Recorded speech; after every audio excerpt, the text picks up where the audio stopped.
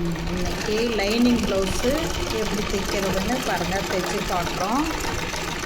இதை தைச்சி இது வந்து கழுத்து பீஸ் வைக்காமல் அப்படியே கழுத்து வந்து திருப்பிடுவோங்க. இதை லைனிங்கும் மெயின் பீஸும் வச்சு அப்படியே அடிக்கிறது. அடித்த பிறகு அதை எடுத்து அப்படியே திருப்பினாங்கன்னா நம்மளுக்கு கழுத்து ஷேப் வந்துடும்.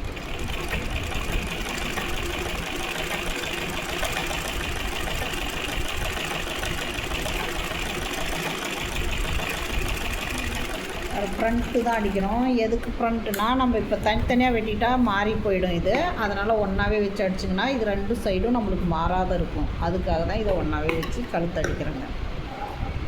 இப்போ அந்த எக்ஸ்ட்ரா இருக்கிற பீஸெல்லாம் கட் பண்ணிவிட்டு நம்ம இப்போ இதை மடித்து அடிக்கலாம்.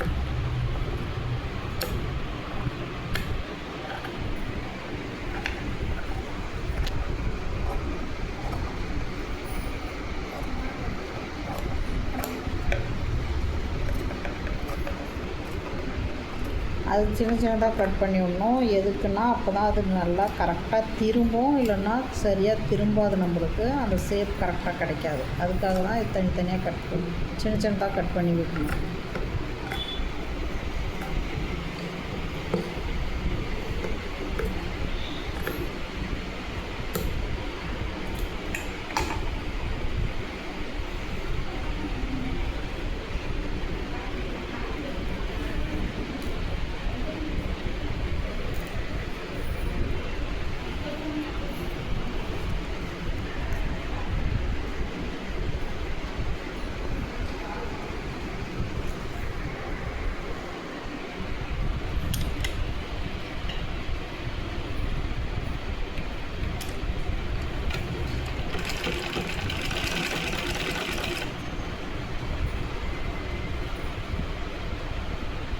அந்த லைனிங் பீஸ் தெரியாமல் மெயின் பீஸ் மட்டும் தெரிகிற மாதிரி திருப்பி அப்படியே மேலே அடிக்கணும்.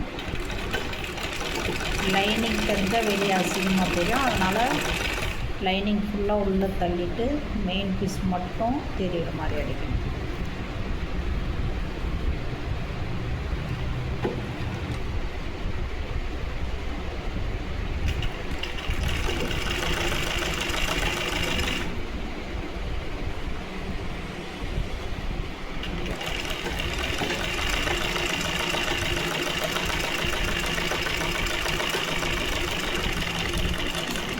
இதை அடித்து முடிச்சாச்சு.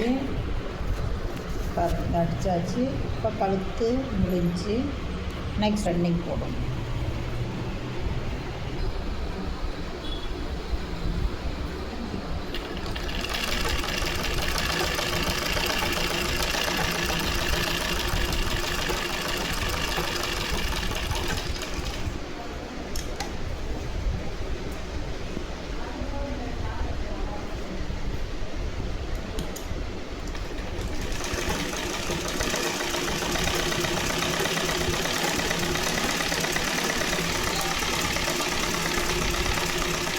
இதே மாதிரி ஃபுல்லாக ரன்னிங் போட்டுடணும்.